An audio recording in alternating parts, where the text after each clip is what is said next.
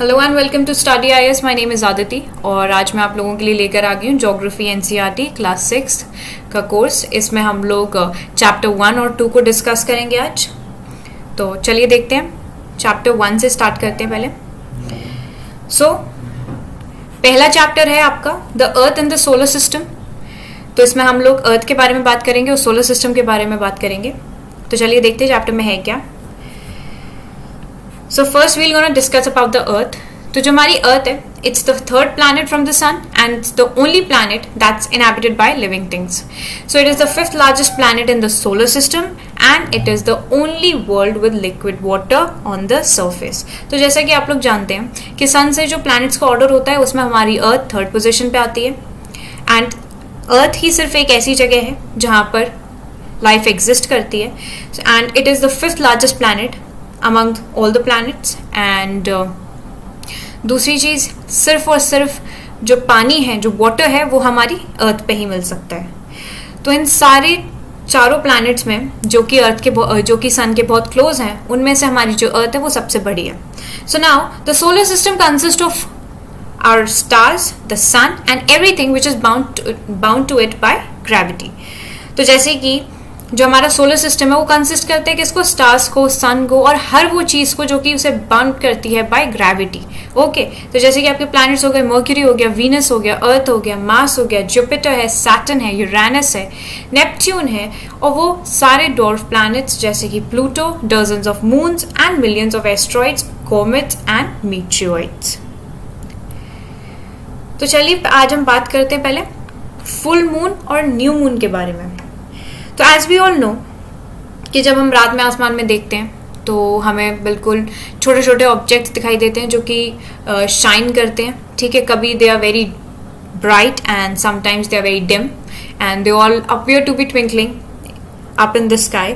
सो अब full moon क्या होता है? तो गाइज जो फुल मून है, जब आपका जो मून है वो अर्थ के पीछे होता है, so when the moon is behind the earth and the sun we can see the entire illuminated portion and इस स्टेज को हम लोग फुल मून बोलते हैं। तो एक पर्टिकुलर पूरी जो इमेज आती है, ठीक है, वो एक इल्यूमिनेटेड पोर्शन जो हमको दिखाई देता है उस चीज़ को हम बोलते हैं फुल मून। ठीक है, अपीयरेंस है जो मून का वो हमें क्लियरली दिखाई देता है। Okay, now new moon is like जब आपका मून है वो आ जाता है between the sun and the earth. So उस चीज पे क्या होता है, then we can only see the dark portion of the moon.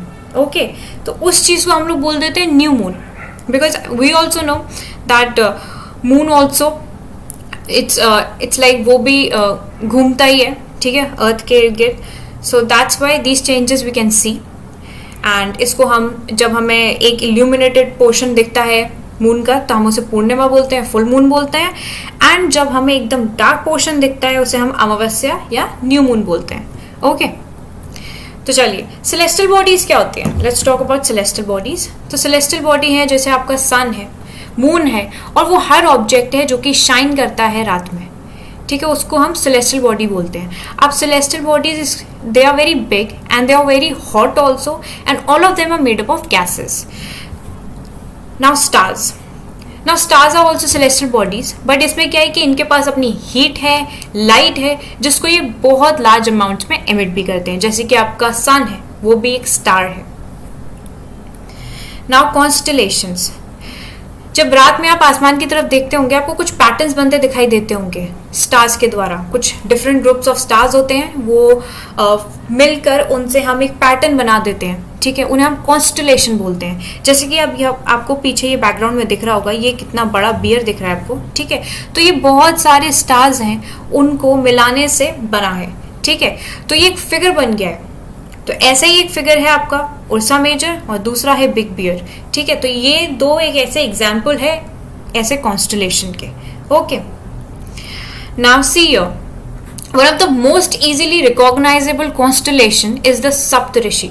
जो सबसे इजी रिकॉग्नाइज करने वाला जो हमारा एक कॉन्स्टलेशन है उसको हम बोलते हैं सप्तऋषि, ठीक है। अब ये 7 स्टार से बना है, ठीक है, जिसको हम सप्त 7 ऋषि सेजेस बोलते हैं। So it is a group of 7 stars that forms a part of Ursa Major constellation. तो आप लोगों ने उर्सा मेजर कॉन्स्टलेशन के बारे में तो सुना भी होगा, पढ़ा भी होगा, तो उसका एक पार्ट को फॉर्म करता है ये सप्तऋषि कॉन्स्टलेशन। ओके, अब पता है एंशियंट टाइम में क्या होता था कि लोग जब रात में डायरेक्शंस डिटरमाइन करते थे तो वो क्या करते थे, वो स्टार्स की हेल्प लेते थे। तो जैसे कि जो नॉर्थ स्टार होता था वो इंडिकेट करता था नॉर्थ डायरेक्शन को, और उसको वो पोल स्टार भी बोलते थे, क्योंकि वो एक ही जगह रिमेन रहता था, उसकी एक पर्टिकुलर पोजीशन थी आसमान में, जैसे वो देख के डिटरमाइन कर लेते थे कि डायरेक्शन है क्या। Now planets, Now what are planets? तो planets are also celestial bodies, but क्या होता है कि इनके पास ना तो खुद की हीट होती है ना लाइट होती है, तो इनको कौन लिट करता है? So they are been lit by the light of the stars. तो ये जो वर्ड है प्लैनेट, ये कहाँ से आया? ये वर्ड प्लैनेट आया है ग्रीक वर्ड प्लैनेटाई से, ठीक है, जिसका मतलब होता है wanderers. Then is your earth. Now earth is what on which we live and it is a planet and it gets all its heat and light from the sun। तो आपकी अर्थ को जो हीट और लाइट मिलती है वो मिलती है सन से, और जो हमारा मून है, ठीक है, जैसे हम आसमान में देखते हैं, वो हमारी सैटेलाइट है, ठीक है। So it is a companion of earth and it moves around it. So like a earth there are 7 other planets जिनको हीट और लाइट सन से मिलती है, और उनमें से कुछ हैं जिनके पास अपने खुद के मून भी हैं। Now the solar system. अब जैसे कि आपको पता है, आपका जो सोलर सिस्टम है, it consist of the sun, 8 planet, satellites and some other celestial bodies, जैसे कि आपकी एस्टेरॉइड्स हो गए, मीटियोराइड्स हो गए। तो ये क्या है? ये सब मिलके फॉर्म करते हैं सोलर सिस्टम को। जैसे आप लोगों ने देखा होगा कि हमारी फैमिली में हर एक member is very important. So here in the solar system all these members make up and form a solar system. Now then the sun. तो सन, जैसे हमारे फादर हमारी फैमिली में ही is the head of the family, वैसे ही सन है। तो सन है आपका, वो सेंटर में होता है सोलर सिस्टम में, ठीक है, and it is very huge, और ये बना है बहुत ही ज़्यादा हॉट गैसेस से। It provides the pulling force for that binds the solar system and the sun is the ultimate source of heat and light for the solar system. तो जो सन है वो सिर्फ एक मात्र सोर्स है हीट की और लाइट की पूरे सोलर सिस्टम के लिए। तो जो हमारा सन है वो अर्थ से करीब 150 मिलियन किलोमीटर दूर है। कितना? थोड़ा बहुत नहीं, बस 150 million kilometers. Okay, now let's talk about the planets. So here we all know that we have 8 planets in a solar system, and the order we have from the distance of the sun is Mercury, then Venus, followed by Earth, Mars, Jupiter, Saturn, Uranus, Neptune। तो ये सारे 8 planets हैं, ये आपके solar system में, और ये पूरे सारे प्लैनेट्स सन के अराउंड घूमते हैं और अपने फिक्स्ड पाथ्स पे घूमते हैं। अब ये फिक्स्ड पाथ्स क्या हैं? ये फिक्स्ड पाथ्स हैं ऑर्बिट। ये फिक्स्ड पाथ को हम बोलते हैं ऑर्बिट। तो इन्हीं फिक्स्ड पाथ पे ये लोग घूमते रहते हैं। तो अब जैसे मर्क्यूरी, आपका मर्क्यूरी सन के बहुत पास है, ठीक है, तो लगभग मर्क्यूरी को 88 डेज लगते हैं in order to complete 1 round along its orbit. अब दूसरी चीज देखिए, जो वीनस है, वीनस को हम लोग कंसिडर्ड करते हैं as earth twin. How? Because दोनों के साइज और शेप लगभग बहुत सिमिलर हैं, that's why we consider them twins. Okay, तो नाउ टिल रिसेंटली अगस्त 2006 तक Pluto was considered as a planet. Okay, but however in a meeting of the International Astronomical Union एक decision लिया गया, and the decision was taken that जो Pluto है, like other celestial objects, it should be discovered, वो dwarf planets में consider किया गया। Now let's talk about the Earth. Now your Earth is the 3rd nearest planet, like we all know, from the Sun, and in the size it's the 5th largest planet. Now जो अर्थ है ना, वो poles की तरफ से it's slightly flattened, and जो अर्थ की shape है वो है जियोइड। ये तो आप लोगों को याद रखना पड़ेगा दैट जो अर्थ की शेप है वो जियोइड है। Okay, it's only specific for earth. तो conditions favourable to support life are probably found only on the earth. Like as we all know कि अर्थ सिर्फ वो एक ऐसा प्लैनेट है जहाँ पे फेवरेबल कंडीशंस हैं जो कि लाइफ को सपोर्ट करती हैं, जैसे कि आपका पानी है, एयर है, वो हर एक इसेंशियल चीज़ जो कि आपके सर्वाइवल के लिए बहुत ज़रूरी है। So the air has life supporting gases, ठीक है, जैसे कि आपका ऑक्सीजन हो गया, so from the outer space जो अर्थ है ना वो बिल्कुल ब्लू लगती है। ब्लू कैसे लगती है? क्योंकि उसका जो 2/3 सरफेस है वो कवर्ड है वाटर से। तो कभी कभी अर्थ को ब्लू प्लैनेट भी बुलाया जाता है। Now the moon. So as we all know, तो जो हमारा मून है वो है हमारी अर्थ की सैटेलाइट, और इसका जो डायमीटर है वो करीब से करीब ओनली 1/4 है हमारी अर्थ का। ठीक है, so it appears so big because ये हमारे बहुत पास में है। ठीक है, एंड जो डिस्टेंस है मून का और अर्थ का, it is 3,84,400। Okay, so now the moon moves around the earth in about 27 days. It takes exactly the same time to complete one spin. तो एक स्पिन में करीब से करीब 27 days लगते हैं मून को। ओके, तो as a result only one side of the moon is visible to us on the earth. ठीक है, the moon does not have conditions favourable for life. तो मून पे रहने की लाइफ की कंडीशंस नहीं है, दे आर नॉट फेवरेबल, क्योंकि वहाँ पे माउंटेन्स है, प्लेन्स है, डिप्रेशन है। ठीक है, जिसकी वजह से कुछ शैडोज कास्ट होती है मून की सरफेस पे। Now asteroids. Now what are asteroids? Asteroids वो टाइनी बॉडीज हैं जो कि सन के इर्द गिर्द घूमते रहते हैं। ठीक है, and they are also found between the orbits of Mars and Jupiter. Mars और जुपिटर के ऑर्बिट के बीच में पाए जाते हैं ये। तो scientist are of the view that asteroids are the parts of planet जो कि बहुत पहले एक्सप्लोडेड हुए थे। ठीक है, नाउ मीटियोइड्स। मीटियोइड्स क्या होते हैं? तो meteoroids are the small pieces of rocks जो कि मूव करते हैं अराउंड द सन। ठीक है, अब कुछ मतलब कभी कभार क्या होता है कि ये जो मीटियोइड्स है ना, ये अर्थ के बहुत पास आ जाते हैं और बिल्कुल मतलब they are tend to drop upon it. तो अब इस प्रोसेस में क्या होता है, ड्यूरिंग दिस प्रोसेस जो फ्रिक्शन है, friction with the air, they get heated up and burn. अब वो फ्रिक्शन की वजह से क्या हो जाता है कि ये हीट अप हो जाते हैं और जलने लगते हैं। So it causes a flash of light, जैसे कि आपने देखा होगा कि हम लोगों ने शूटिंग स्टार देखा है। ठीक है, just like that. So sometimes a meteor without being completely burn, कभी कभी क्या होता है कि जो ये आपका मीटियोर है ना वो बिल्कुल भी पूरी तरीके से बर्न नहीं हो पाता और वो उससे पहले अर्थ पे गिर जाता है। तो वो क्या क्रिएट कर देता है? एक हॉलो क्रिएट कर देता है। Okay, now a cluster of millions of stars is called the milky way Galaxy. तो ये जो आपकी मिल्की वे गैलेक्सी है, ठीक है, इसको एंशिएंट टाइम में आकाशगंगा बुलाया जाता था। अब आकाशगंगा क्यों बुलाया जाता था? रीजन बीइंग क्योंकि सब ने ऐसा इमेजिन किया था that it is a river of light which is flowing in the sky, so that why उन लोगों ने उसका नाम दे दिया आकाशगंगा। Okay, now what is a galaxy? तो galaxy is a huge system of billions of stars and clouds of dust and gases. Okay, and there are millions of such galaxies that make the universe. तो ऐसी बहुत सारी galaxies हैं, millions of galaxies हैं जो एक universe को बनाती हैं। तो चलिए, आपका फर्स्ट चैप्टर कंप्लीट हो गया। अब हम आ गए हैं chapter number 2 which is globes, latitudes and longitudes. Okay, तो चलिए देखते हैं इसमें क्या है। अब ये देखिए, ये है आपका ग्लोब। क्या ये ग्लोब है? अब ग्लोब क्या होता है? तो globe is a spherical model of earth. तो ये है एक स्फेरिकल मॉडल, ये देख रहे हैं आप, ये ग्लोब है। It's a spherical model of the earth. ये सर्व करता है purpose to some maps. Okay, so this model globe of earth is called a terrestrial globe. इसे हम बोलते हैं टेरेस्ट्रियल ग्लोब। ठीक है, so now the globe of celestial sphere is called a celestial globe, and latitudes is a measurement on a globe or map of location north or south of the equator, and it is measured starting from an imaginary north south line called the prime meridian. इन सारी चीज़ों के बारे में हम अभी chapter में बहुत ढंग से पढ़ेंगे, एक ओवरव्यू लेंगे सारी चीज़ों का।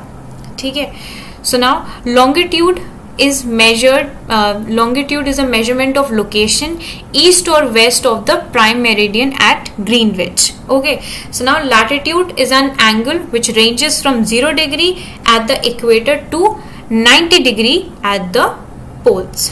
तो चलिए देखते हैं इनके बारे में, थोड़ा जानकारी लेते हैं।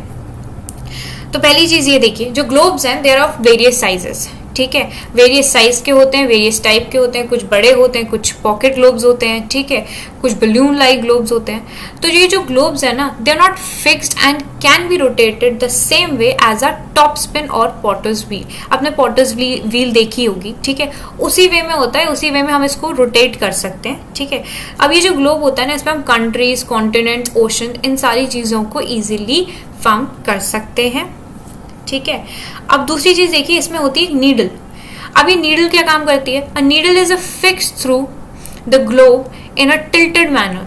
तो your earth is a little bit tilted, ठीक है, तो वैसे ही वो ग्लोब पे भी दिखाया जाता है। तो ये जो नीडल है, ठीक है, ये फिक्स रखती है ग्लोब को इन अ टिल्टेड मैनर, ठीक है, जिसको हम एक्सिस बोल देते हैं कि वो ग्लोब का क्या है? एक्सिस है, ठीक है, उस नीडल को। तो 2 points on the globe through which the needle passes, वो 2 पोल्स हैं, जो वो 2 पॉइंट हैं जिनसे वो जो नीडल है वो पास थ्रू करती है, वो है आपका एक नॉर्थ पोल एंड दूसरा है आपका south pole. Now the globe can be moved around this needle from west to east just as the earth moves. तो जैसे हमारी जो अर्थ है वो कैसे मूव करती है? फ्रॉम वेस्ट टू ईस्ट, ठीक है, वैसे ही हम भी उस नीडल से ग्लोब को मूव कर सकते हैं। But there is a major difference, जो रियल अर्थ है वो मूव करती है अपने एक्सिस पे, ठीक है, which is an imaginary line. Okay, another imaginary line running on the globe divides it into 2 equal parts. एक और इमेजिनरी लाइन है जो कि ग्लोब को डिवाइड करती है 2 पार्ट्स में, ठीक है। तो इस लाइन को बोलते हैं हम इक्वेटर। जो हमारा जो ग्लोब है उसको डिवाइड करती है एक पर्टिकुलर लाइन, एक इमेजिनरी लाइन, उसको हम इक्वेटर बोलते हैं। And the northern half of the earth is known as the northern hemisphere. जो नॉर्थ पूरा एरिया है, जो नॉर्दर्न हाफ है, ठीक है, जब 2 हिस्सों में बट गई तो जो ऊपर वाला है, जो आपका नॉर्थ है, ठीक है, उसे हम नॉर्दर्न हेमिस्फीयर बोलते हैं, और जो सदर्न हाफ है उसे हम सदर्न हेमिस्फीयर बोलते हैं, ठीक है। तो ये 2 इक्वल हाफ्स बन गए इसके।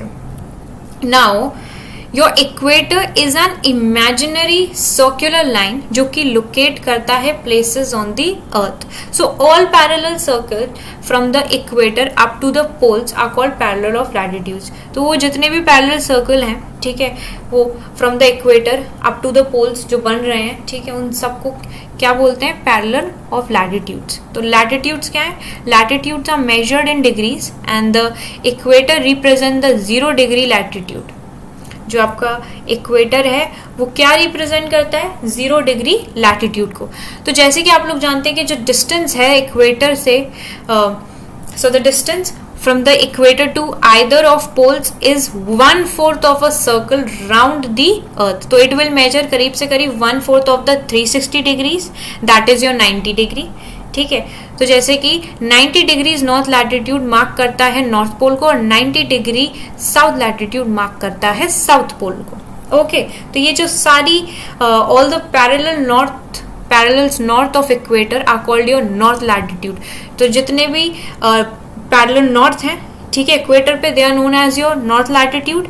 और सिमिलरली जो सारे पैरेलल साउथवर्ड मतलब साउथ ऑफ द इक्वेटर हैं उनको साउथ लैटिट्यूड्स बोलते हैं। तो the value of each latitude indicate करती है बाय द लेटर एन और एस। ओके, अब यहाँ देखिए इंपॉर्टेंट पैरेलल्स ऑफ लैटिट्यूड। तो ऐसे 4 इंपॉर्टेंट पैरेलल हैं लैटिट्यूड के। पहला है आपका tropic of Cancer which is 23.5 degree north in the northern hemisphere है ये।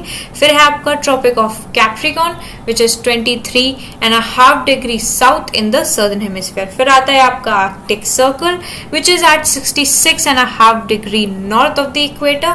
और फिर आता है आपका Antarctic circle at 66.5 degree south of the equator. ये चारों चीजें आपको आराम से याद रखनी है, okay, because they are the 4 important parallels of latitude.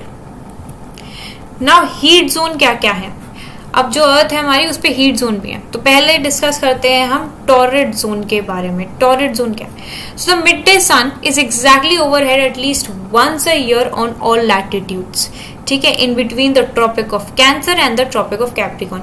तो कभी ना कभी in the mid day sun, ठीक है, वो ओवरहेड होता है, ठीक है, साल में एक बार ऐसा होता है सारे लैटिट्यूड्स पे, जो कि पड़ते हैं आपके ट्रॉपिक ऑफ कैंसर के बीच में और ट्रॉपिक ऑफ कैप्रिकॉर्न के बीच में. So now this area therefore receives the maximum heat is called the torrid zone. अब इस एरिया पे क्या होता है, इस एरिया पे मैक्सिमम हीट मिलती है सन के द्वारा, ठीक है, तो इसको बोल देते हैं torrid zone. Now the midday sun never shines overhead on any latitude beyond the Tropic of Cancer and Tropic of Capricorn. So the angle of sun rays goes on decreasing towards the pole. अब जब poles की तरफ जो sun rays है ना वो decrease होती जाती हैं, ठीक है. तो ऐसे जो एरिया है bounded by tropic of Cancer और आर्कटिक सर्कल नॉर्दर्न हेमिस्फीयर में, और जो कि ट्रॉपिक ऑफ कैप्रिकॉर्न और अंटार्कटिक सर्कल है सर्दर्न है, वो उनके पास जो टेम्परेचर्स हैं वो मॉडरेट होते हैं, ठीक है.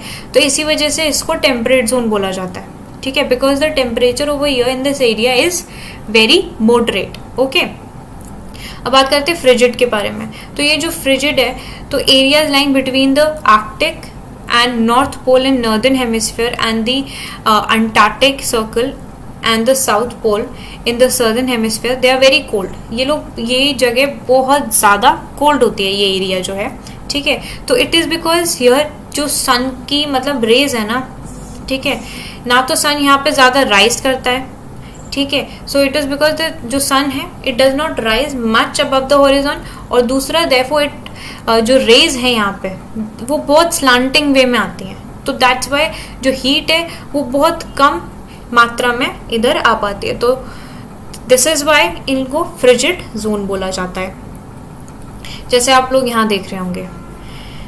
सो low of angle of incoming of sunlight over here on this Arctic circle, ठीक है, एंड यहाँ पे आप लोग देख रहे होंगे कि प्रॉपर हीट आ रही है, प्रॉपर हीट, ठीक है. This is your torrid zone.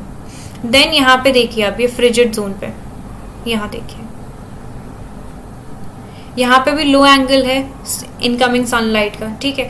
तो यहाँ पे भी क्या होता है ना कि ये स्लांटिंग उसकी वजह से प्रॉपर नहीं आ पाती है, ठीक है. So here you can see this is your frigid zone. Okay, then this is your torrid zone, this is your again frigid zone. Okay, so now this is your equator which is at 0 degree, and then it's your tropic of Cancer 23.5 degree north, then is your Arctic circle, and this is your north temperate zone. Okay, this is your temperate zone, and here is it your south temperate zone. Then here is your tropic of Capricorn. I hope you people have understood this thing. Okay, and if you face any of the problems, just tell me in the comment box. I will get back to you people कि अगर आपको कोई भी problem आ रही है इस चीज़ को समझने में. अब बात करते हैं हम लोग लॉन्गिट्यूड्स के बारे में. तो लॉन्गिट्यूड्स क्या होते हैं, ये जो आपको ये लाइन दिख रही है ना यहाँ पे, यहाँ मिड से लेकर ये जो लाइंस बन रही हैं, ठीक है, ये हैं आपके longitudes. So the meridians of longitude are drawn from the north pole. तो ये कहाँ से बनते हैं, नॉर्थ पोल से साउथ पोल तक, ठीक है, और वो भी at a right angle to the equator. So the distance between the meridians of longitude are measured in degrees of longitude.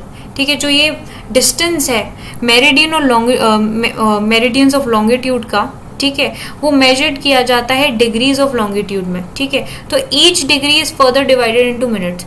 अब जो हर डिग्री है उसको आगे मतलब डिवाइड किया जाता है मिनट्स में, और मिनट्स को किया जाता है सेकेंड्स में.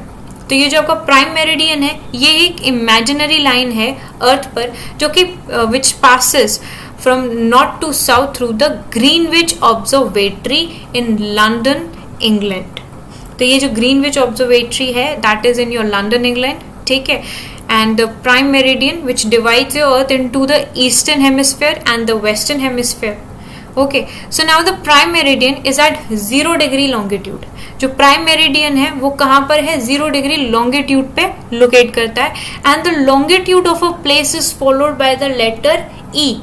ई for the east and W for the west. Okay, now longitude and time. तो the best means of measuring time is by movement of the earth. अब जैसे जैसे अर्थ का मूवमेंट होगा वो एक ईज पड़ जाती है टाइम को मेजर करने के लिए, because the moon and the planets, ठीक है.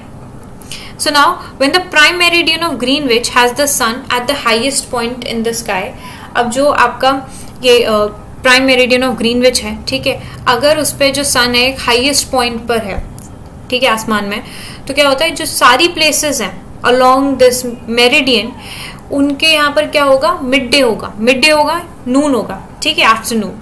As the earth rotates from west to east, अब जैसे अर्थ रोटेट करती है वेस्ट टू ईस्ट, तो वो जो जितनी भी प्लेसेस हैं east of Greenwich, now that will be ahead of Greenwich time and those to the west will be behind it. अब जो ईस्ट वाले हैं दैट विल बी अहेड, ठीक है, उनका जो टाइम होगा, और जो वेस्ट वाले हैं उनका टाइम क्या होगा, उनका टाइम पीछे होगा, ठीक है. Now see here the rate of difference can be calculated as follow. जैसे कि जो आपकी अर्थ है वो रोटेट करती है 360 डिग्री एक घंटे में, 24 घंटे में, ठीक है, एक दिन में, और which means 15 degree an hour और 1 डिग्री इन 4 मिनट्स. तो हम इसे कैसे मेजर कर सकते हैं, या तो 15 डिग्री एक घंटे में, ठीक है, या फिर 1 डिग्री 4 मिनट में. So thus when it is 12 noon at Greenwich, जब ग्रीनविच पे 12 नून है, तो जो टाइम है that would be at 15 degree east of Greenwich, that will be 15 into 4 यानी कि 60 मिनट्स, यानी कि ये हो गया आपका 1 घंटा, ठीक है. सो 1 hour ahead of Greenwich time. Got it? So when it is 12 noon in the at the Greenwich, तो जो टाइम है at 50 degree east of Greenwich, तो वो कितना आगे होगा, that would B 1 hour ahead of Greenwich time, जो कि हो गया आपका 1 PM, 1 PM. ओके, देन जो 15 डिग्री वेस्ट ऑफ ग्रीनविच है, ठीक है, तो जो उसका टाइम है that will be behind Greenwich time by 1 hour, 1 घंटे पीछे चल रहा होगा, ओके, वेस्ट में. तो वहां कितना होगा, वहां 11 बज रहे होंगे. तो similarly at 180 degree it will be midnight when it is 12 noon at Greenwich. अभी आप देखिए कि एट 180 डिग्री पे वहां पे मिडनाइट होगी जब ग्रीनविच पे दोपहर है. समझे आप लोग? अब बात करते हैं स्टैंडर्ड टाइम के बारे में. So why do we have standard time first of all? तो ये जो the local time of places है which are on different meridians, they are bound to differ, ठीक है. तो इंडिया में क्या होता है, for instance there will be difference of about 1 hour and 45 minutes in the local time of Dwarka in Gujarat and Dibrugarh in Assam.